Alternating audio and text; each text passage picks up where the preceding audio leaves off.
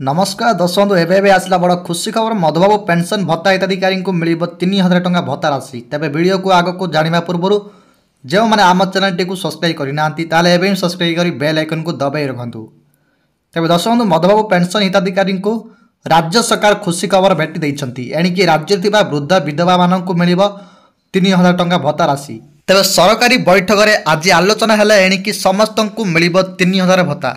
हाँ दर्शक बंधु एवं राज्य सरकार बड़ घोषणा करी दिन मिलवा जाऊँगी समस्त को 3000 टंका भत्ता राशि। तेज यह सिद्धांतर यह आलोचना होती जितेबले बीजेपी सरकार इस्ताहार को आसीला ता पूर्व 3000 टंका को भत्ता वृद्धि विषय कहुला किंतु किसी कार्यकारी जोगु यह अटकी जाइतिला किंतु वर्तमान पुणी एक बैठक रे निष्पत्ति निया जाइछि जे खूब शीघ्र भत्ता राशि यही नवेम्बर मास 17 तारिख दिन मिलवा जाऊँगी 3000 टंकार भत्ता राशि।